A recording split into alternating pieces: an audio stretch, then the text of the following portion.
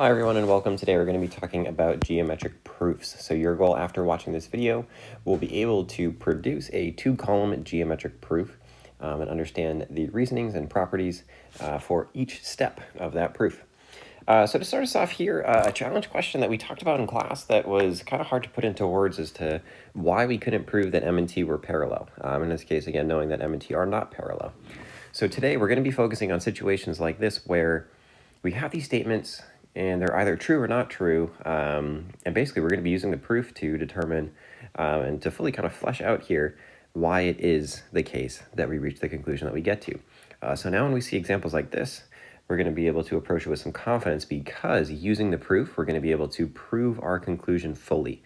So again, reminder from class, the conclusion for this one was that they are not parallel. We don't have any information about any of the angles on line T.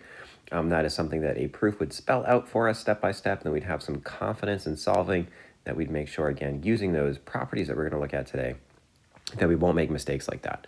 So again, proofs in this case, I think they're a pretty good thing. They're really helpful. They really make us slow down and think about every step of the way as we're going through. So definition for today, like we said, our skill today is geometric proofs. That is also going to be our definition.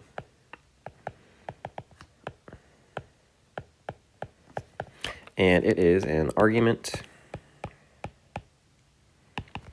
that begins with known facts and uses logical deductions or reasoning to reach an answer.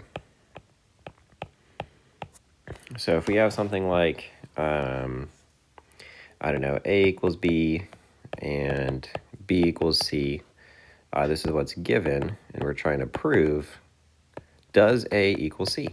So we'd be able to go through to set this up in a proof. So our statement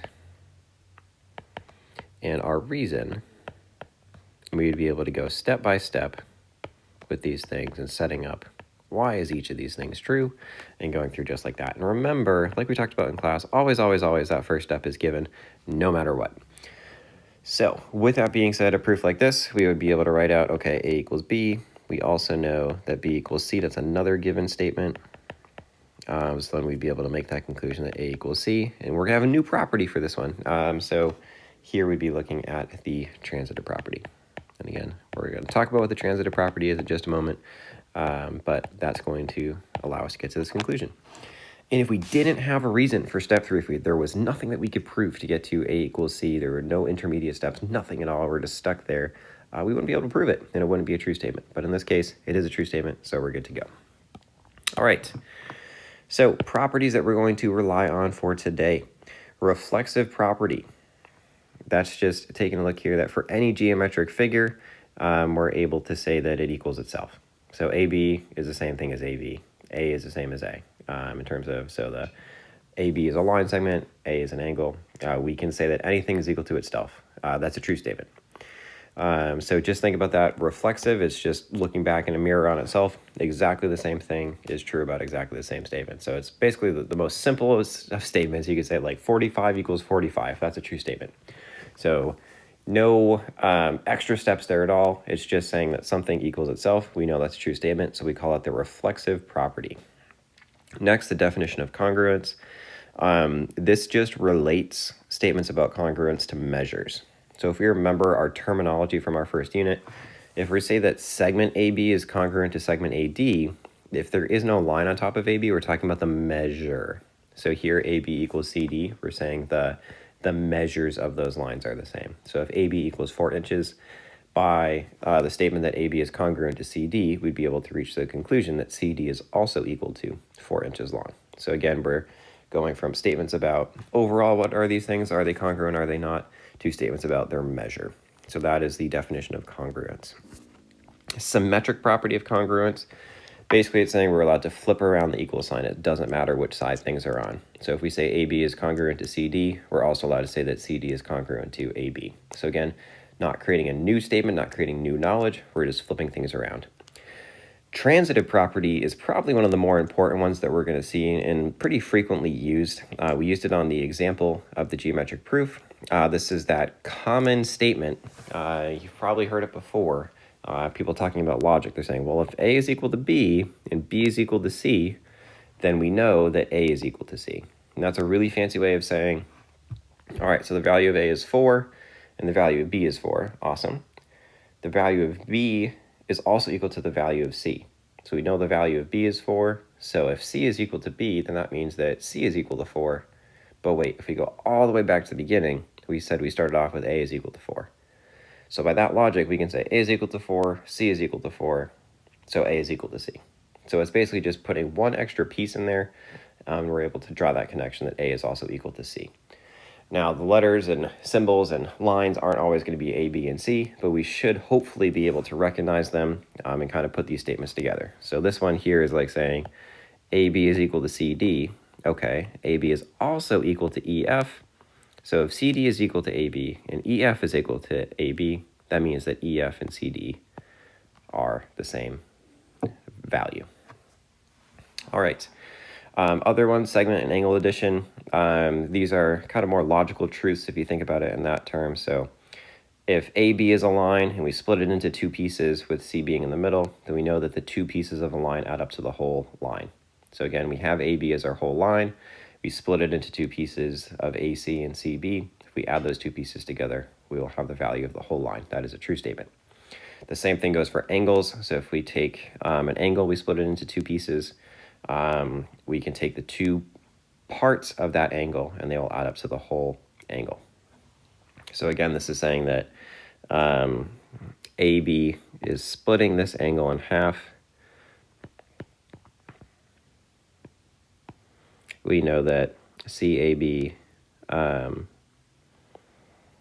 not sure I wrote that down right. So AB is between AC and AD, and CAD, then we know that CAB and BAD are the same, again, if this is our angle bisector there. So again, adding up those two pieces, we will get to the whole angle.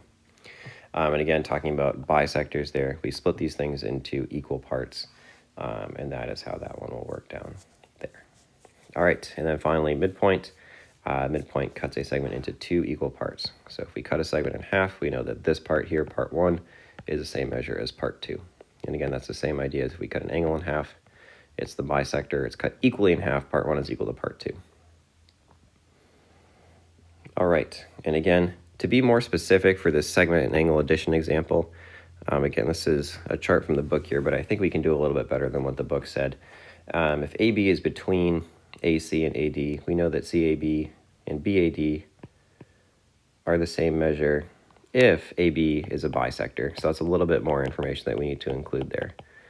So that actually kind of ties into our bisector example there. Otherwise, again, we would just know that CAB and BAD add up to that total angle of CAD. It's a little bit confusing there, but basically think about this one as our part plus part equals whole proof.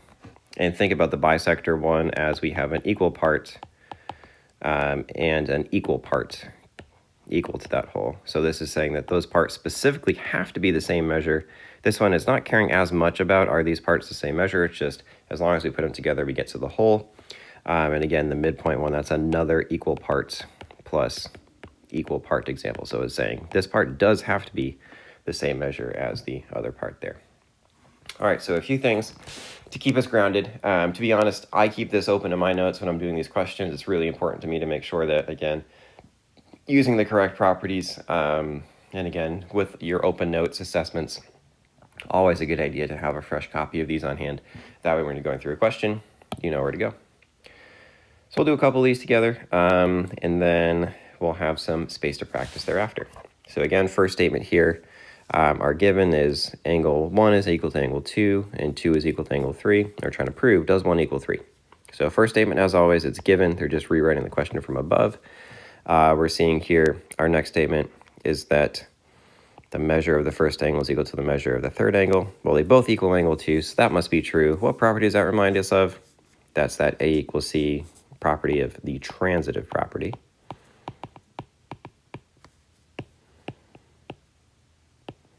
And then we have another property that talked about we can relate measures to congruence. So if we have the same measure, they are congruent. If they're congruent, they have the same measure. So we call that the definition of congruence. Okay, so this is a property from our table. This is a property from our table, and we know we always start off with given. So basically, we're just trying to fill in the blanks and see what matches up to what. All right, starting off here, measure of angle A equals 90 degrees, and A equals C. And I think that's just a little typo there, so we can just fix that to measure of angle A. So reasons, first statement is given. That's just a direct copy and paste of that top line there. Let's see, measure of angle A equals measure of angle Z. That's the definition of congruence. So again, if we know that they are congruent angles, we also know that their measures are equal to each other.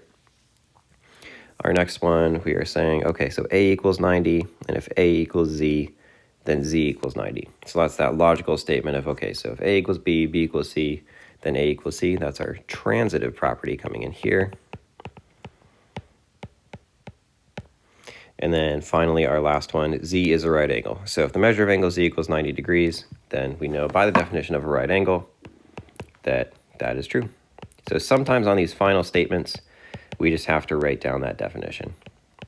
So that last statement here, this is not from that chart of proofs, but it's from vocabulary knowledge that we've built up so far this unit. So if you ever are left with a definition, you can also write in that definition as that last step.